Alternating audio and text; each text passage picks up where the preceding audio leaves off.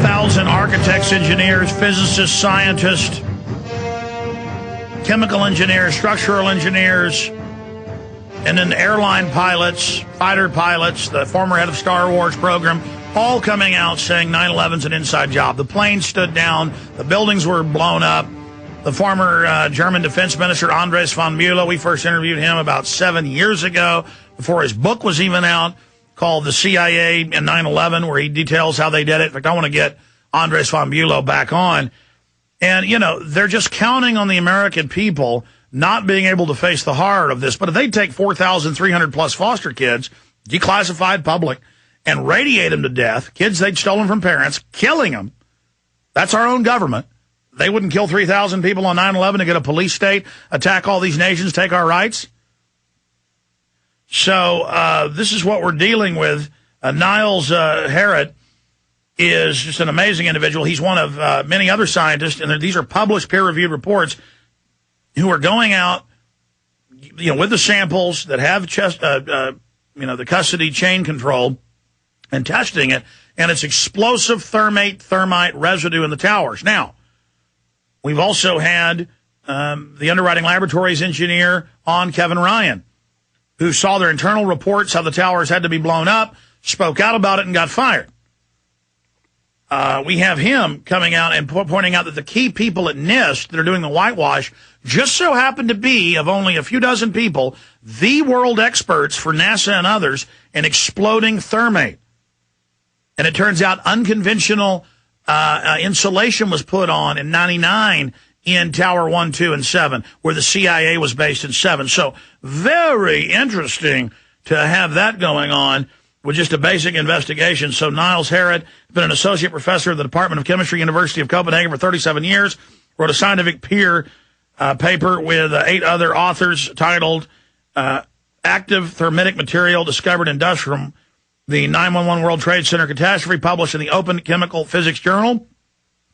The paper by Harrit concludes that the chips consisting of reacted and partially reacted or detonated super thermite are present in the samples of the dust of Hoffman's essays were written to help explain the findings of the paper to the layperson and to examine a hypothetical scenario involving the Harrit paper's findings. And there's links to all that at globalresearch.ca. We have those up on Infowars.com and PrisonPlanet.com. So Professor Niels Harrit, joining us from University of Copenhagen. Thank you so much for coming on, sir.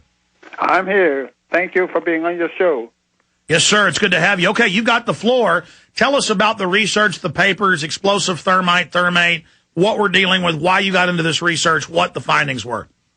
Well, we're dealing with the dust, which was produced when the World Trade Center collapsed. These were thousands of tons that everybody has seen when the towers and Building 7 came down. Now, this dust, when you see the material, it's kind of dull, gray, olive green powder.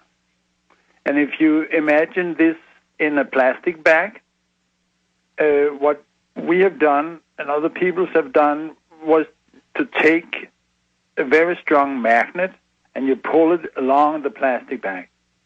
And along with the magnet, some stuff comes up the plastic bag when you pull the magnet up the bag. And and this is magnetic. What you extract by the magnet is magnetic. Now, if you take a look on whatever comes up with the magnet, there are 2 very important components of whatever you extract by this. One is some tiny spheres, of what would you call them in English? Tiny balls, tiny spheres. Is that? Yes, sir. Yes, sir. But today I'm not too good at English because I was getting your name wrong. I know it's Niels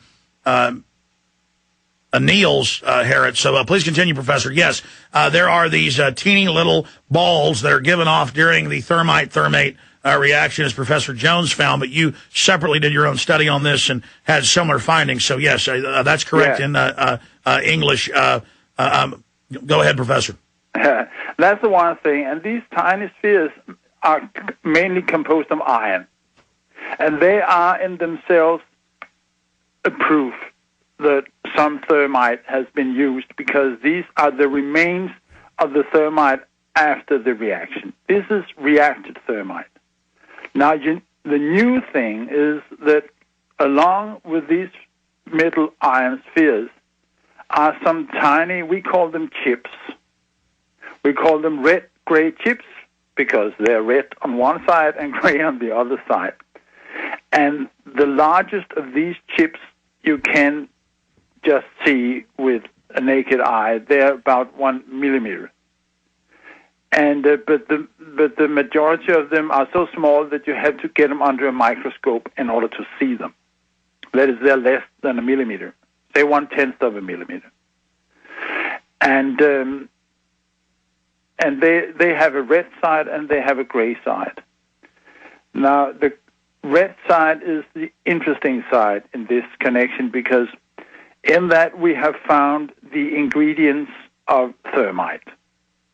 And the most important ingredients is iron oxide, which one variety of iron oxide is rust.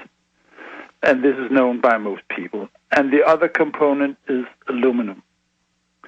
Now, it's very important that these two ingredients are there as tiny, tiny particles. And those are the exact accelerant, correct, Professor, that makes normal thermite become explosive thermate, correct? No, not quite. Okay, go ahead. But because if we leave the thermite for a minute, the thermate for a minute, you're mixing up thermite and thermate. So until further, please let me call it thermite, which is the material which has a lot of energy. Now, this energy can come out either as heat or in a chemical reaction where you get a pressure, where gases is involved. This is what happens in an explosive, dynamite or TNT, whatever. In an explosive, you have a reaction which gives off gases, which has pressure, which is a kind of a punch, or you knock things into pieces. A push. A push. Okay, it's a very hard push. This is how an explosive works. And the chemical reaction produces a gas at high pressure. But the energy in the thermite can also be released as heat. And this is tremendous amount of heat. If this is the way it works. The point with the nanothermite is that the other stuff you put in can make it work either way. That is, you can get the energy out as heat, or you can get the energy out as pressure, as an explosive. Ah. And regarding the red chips, we do not know, actually, which function it has. This has to be cleared up in future investigations.